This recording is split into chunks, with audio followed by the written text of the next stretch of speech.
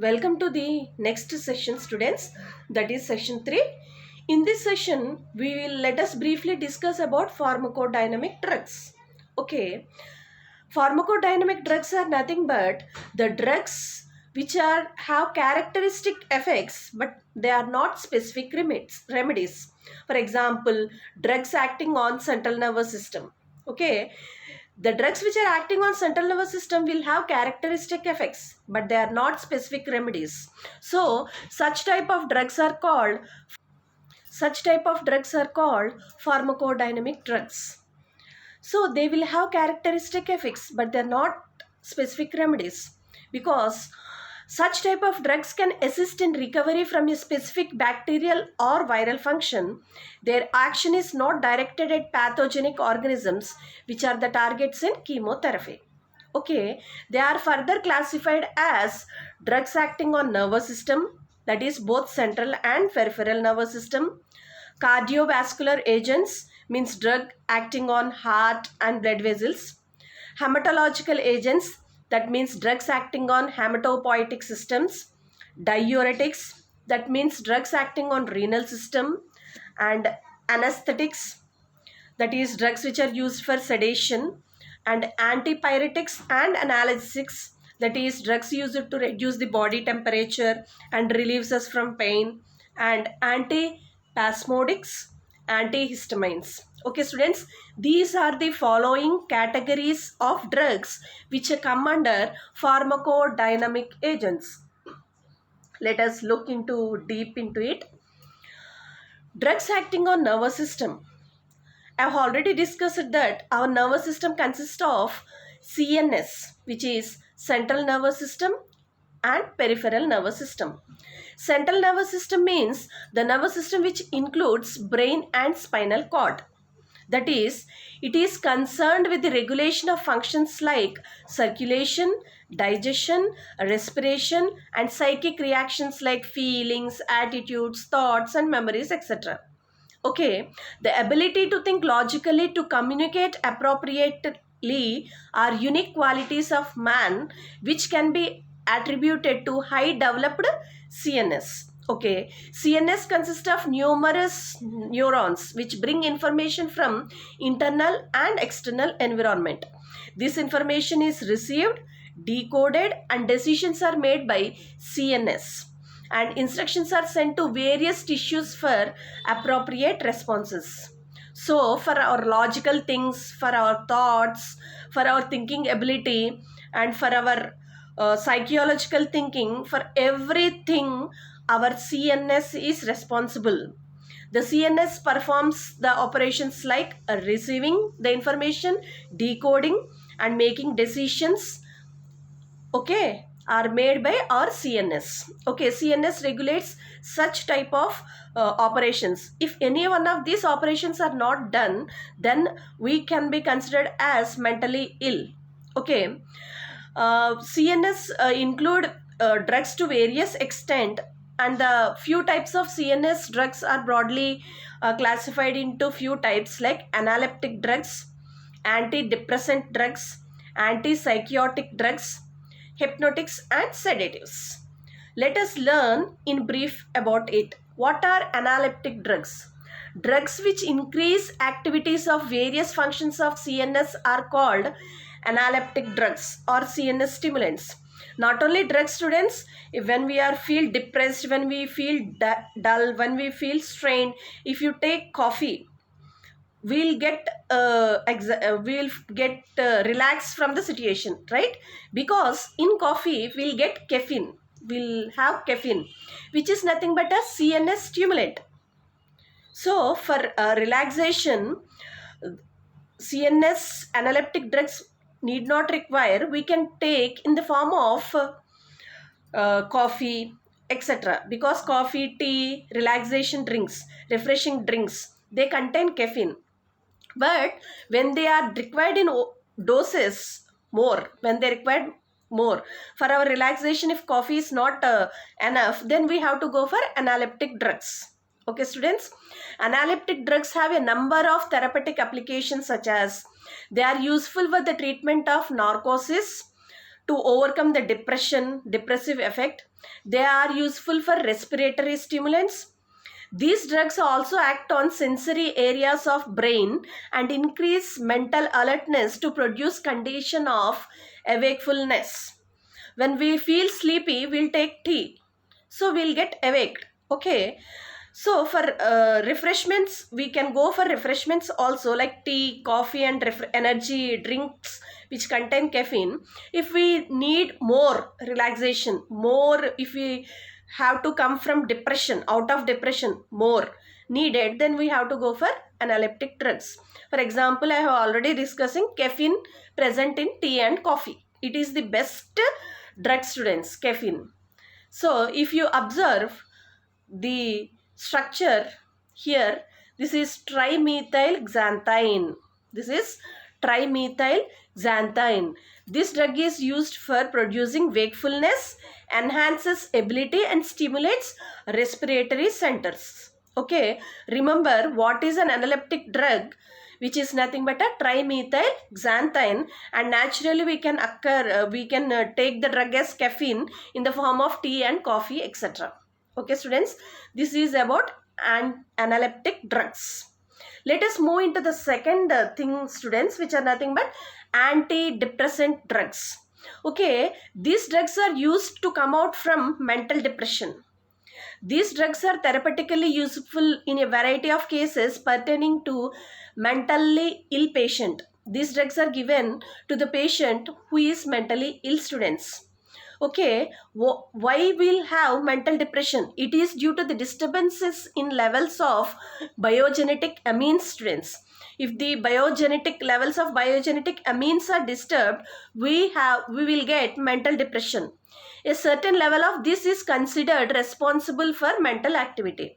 Antidepressant drugs counteract this mental depression by balancing these amines, students, in the brain through various mechanisms. They balance the levels of biogenetic amines and cures us from mental depression, students. For example, consider phenylhydrazine hydrosulfate. Okay, benzene ring with CH2, CH2, NH, NH2, H2SO4. Phenylhydrazine. Phenylhydrazine is nothing but benzene ring with CH2, CH2, NH2. And we are mixing a hydrogen sulfate. This drug is an antidepressant drug which cures us from mental illness. Okay, students. Now, the third one is antipsychotic agent. Okay, these drugs claim psychotic patients reduce psychotic illness by getting on the CNS by a depressant action. Okay, no biological or physiological basis for the psychosis have been known, hence the exact mechanism by which antipsychotic act is obscure. However, studies indicate that these drugs act as a hypothalamus and subcortical part of the brain by reducing dopaminergic activity in CNS. These drugs do not cure the disease but gives relief to the patient. Antipsychotic drugs will take out us from a depression action. It reduces our psychotic illness. Okay, I am telling that antipsychotic agent which we are taking as a tablet, for example promazine hydrochloride, it will not cure the disease. It will just relieve the patient, that's all. I already told in beginning itself, pharmacodynamic agents are the drugs which relieves from the disease, but they are not specific remedies for the patients. So antipsychotic agent is one of that such kind. I told no. Promazine hydrochloride, the structure is di-N-ethyl 3-phenolethazine propyl amine hydrochloride. This is promazine hydrochloride is an example of what drug, students? Antipsychotic drugs. Okay, students. Let us move into the next drug, hypnotics and sedatives. Sedation in the word is used many ways, students. If a patient undergo a cesarean operation, only the part from the stomach and down itself will undergo sedation, and we will know how they are doing the cesarean operation, how the baby is coming out, everything can be observed by us. Only the part from the abdomen to the down, legs, that part will be given as sedation. Okay, let us learn in deep about that. Hypnotics and sedatives. Hypnotics and sedatives are a category of agents which induce sleep by depression of the CNS function, while sedatives reduce excitement and motor activities and produces a calming effect without inducing sleep. I told, for example, as cesarean operation, when the baby is taken out by performing cesarean operation, small doses of hypnotic act as sedatives, while large doses of sedatives produce hypnotics. Okay, small dose of hypnotics act as sedatives, while large doses of sedatives produce hypnotics. For example, phenobarbital, students. This phenobarbital this is the keto form of phenobarbital. If you observe this, C double bond O. The structure whole one is phenobarbital. Here C double bond O NH. What happens? The C double bond O becomes COH and the bond is shifted here, and C single bond N becomes C double bond N. This is called enol phenobarbital and this is called keto phenobarbital. Okay, students, this is about hypnotics and sedatives. Okay, these are the drugs which act as an central nervous system. Let us recollect once, students. The first drugs are analeptic drugs, example trimethylxanthine and caffeine present in tea and coffee. Okay, it produces wakefulness, enhances ability and stimulates respiratory. What are antidepressant drugs, students? For example, phenyl hydrogen sulfate. A certain level of this are considered responsible for our mental activity. Okay, these antidepressant drugs counteract this mental depression by balancing these amines in brain through various mechanisms. What are antipsychotic agents, students? For example, promethazine hydrochloride. Okay, these drugs act on hypothalamus and subcortical part of our brain by reducing dopaminergic activity in the CNS. These drugs do not cure the disease but relieve from the disease. Hypnotics and sedatives, which are nothing but phenobarbital. I have discussed about keto phenobarbital and enol phenobarbital. Okay, students, let us move into the next topic. Peripheral nervous system. What is a peripheral nervous system? Peripheral nervous system is composed of somatic and automatic nervous system. Okay, this system comprises of nerves arising from the brain and spinal cord respectively.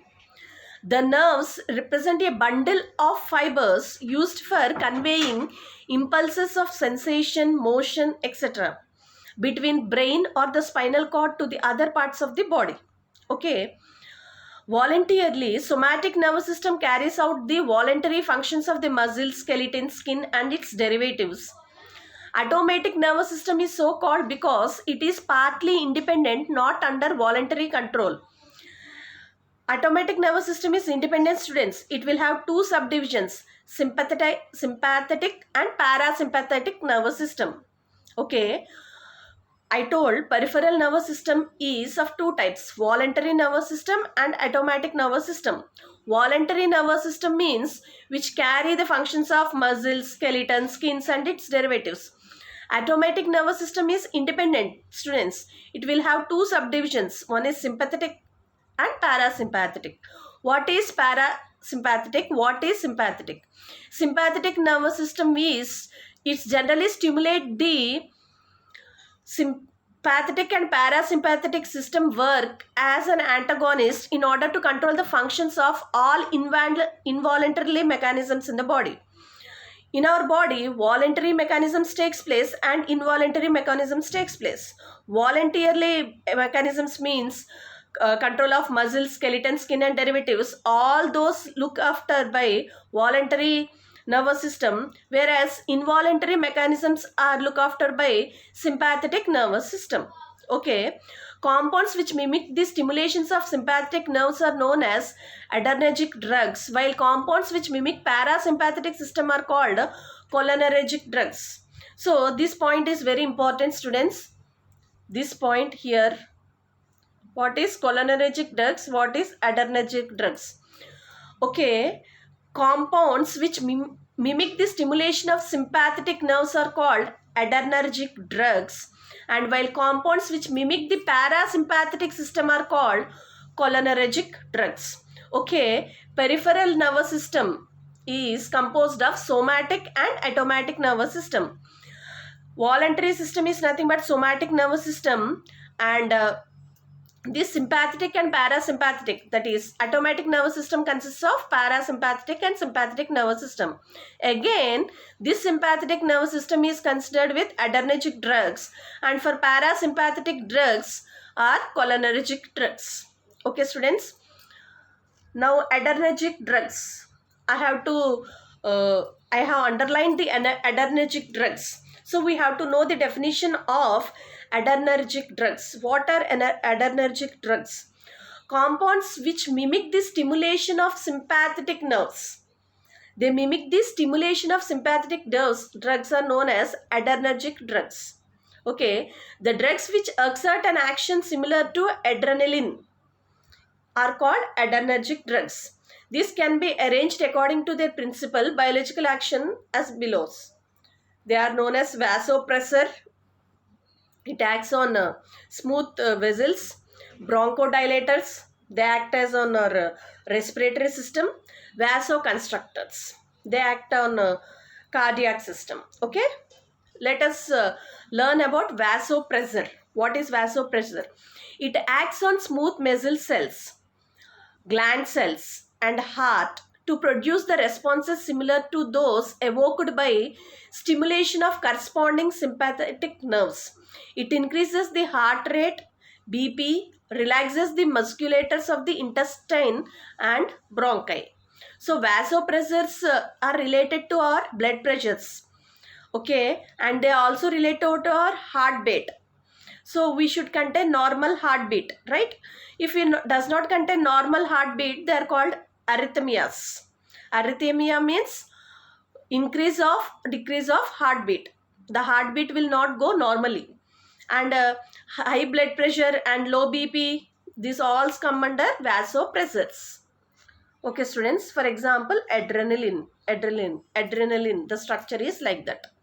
Okay, bronchodilators. Some of sympathometric drugs have selective bronchodilatory action. These are used for asthma and related conditions. I have told in the first beginning itself, bronchodilators are nothing but which are related to our respiratory system. Asthma is nowadays a irritating disease in many people, right? Many patients, because they'll get irritated. We can't supply. Asthma means the breath is not supplied in required amounts. So in that conditions, for relaxation, we use bronchodilators. For example, salbutamol. I hope you have come across that these drugs are taken directly through mouth. They are inhalers. They are inhalers. Asthma drugs are inhalers. The pill is inhaled directly to the lungs to relax for breathing. Okay.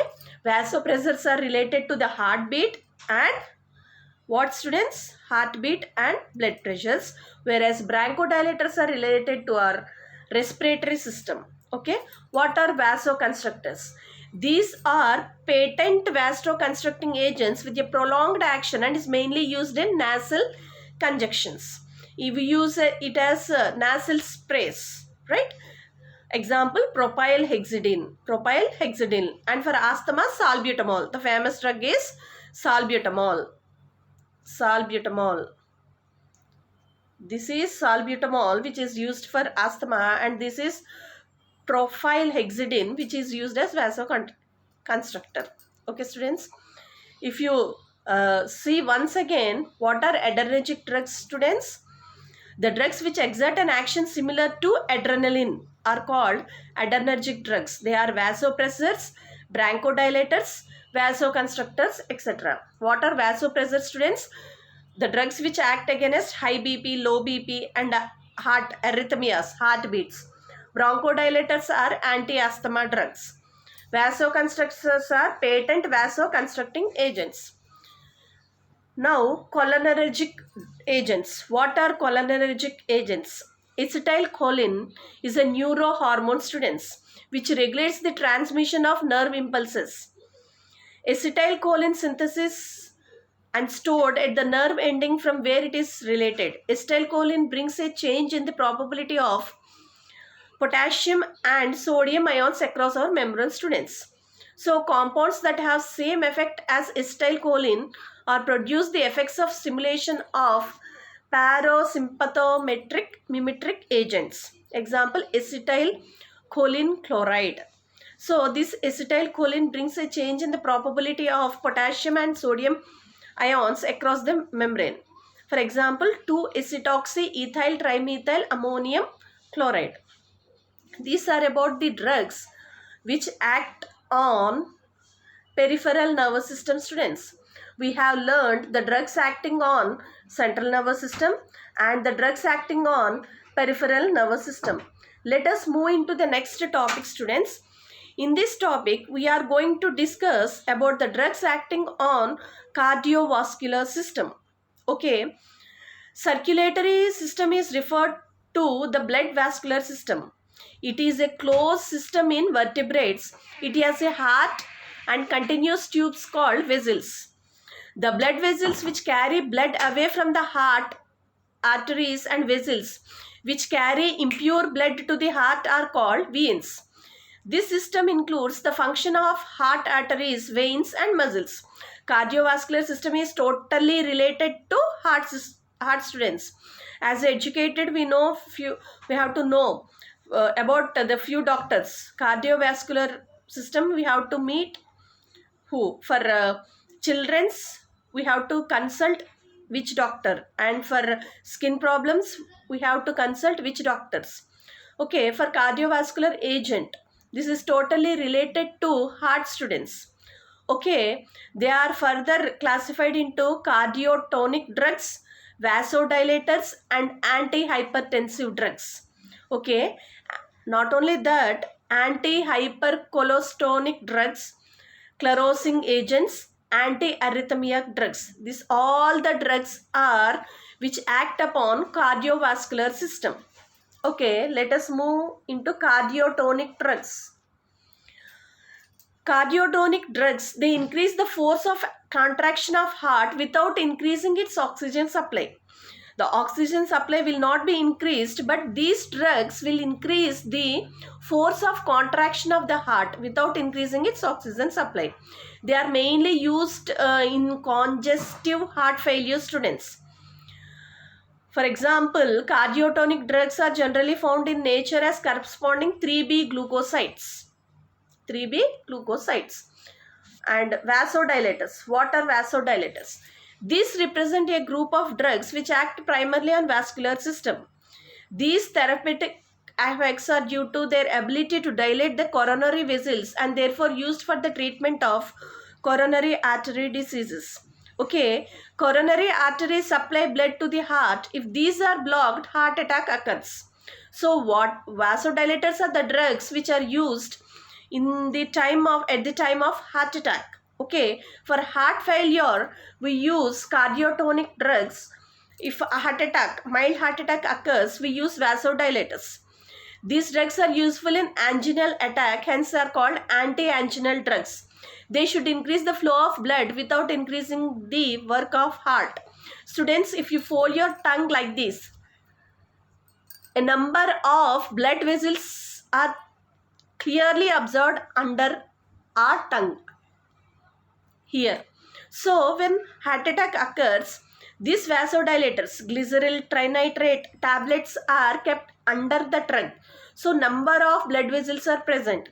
So that the drug can be easily digested there. I mean, the drug can be easily taken up by the blood vessels, so that we can cure when a person is suffering from heart attacks. Glyceryl trinitrate is one such example, students. So vasodilators means the drugs which act against heart attack, and cardiotonic drugs means the drugs which are used in congestive heart failure. And what about the remaining classification, madam? Cardiovascular system. If you know about cardiotonic drugs and vasodilator drugs, that much is enough about the drugs acting on cardiovascular system. So I have given a lot of matter for you. Studying all that matter is not necessary. You may collect the important points. What is a cardiovascular agent? So one definition and example and the type is enough. Okay, students, in this class, if you revise once again, we have come across pharmacodynamic agents. Please do not forget the definition, students. Pharmacodynamic agents are not at all the specific remedies, but they have characteristic effects on the animal organisms, and they are classified based on drugs acting on nervous system, that is both central and nervous system. Cardiovascular agents, that is drugs act on heart and blood vessels, and drugs acting on hematopoietic system, hematological agents, drugs acting on renal system. In further classes, in these classes, we have learned only of two types: drugs acting on central nervous system and about cardiovascular agents. In the next sessions, let us continue to learn about the diuretics, drugs acting on renal system, and about analgesics and antipyretics, etc. Please don't read all this stuff, students. Just you write the definition, heading. For example, central nervous system, heading. It contains brain and spinal cord. Example, trimethylxanthine is used as antidepressant. And the drug structure, just one line definition, example is enough for your exam point of view, students. So this is about pharmacodynamic agents. We learn about the remaining types of drugs in our next session, students. I hope you have understood this section, students. Please write down all the headings of these drugs, students. Please practice this structure, students, like practice the trimethylxanthine structure, glycerol trinitrate structure, promazine hydrochloride structures. Please write down all the types of drugs and their structures and then uses, students. You can usually form a tabular form. Prepare a tabular form from all these sessions of mine. Please collect the names of the drugs. Okay, students, the drug structure and their usage and side effects, if any. Okay, students, for what the drug is used. I hope you understood this class. Let us meet in our next session. Thank you very much, students.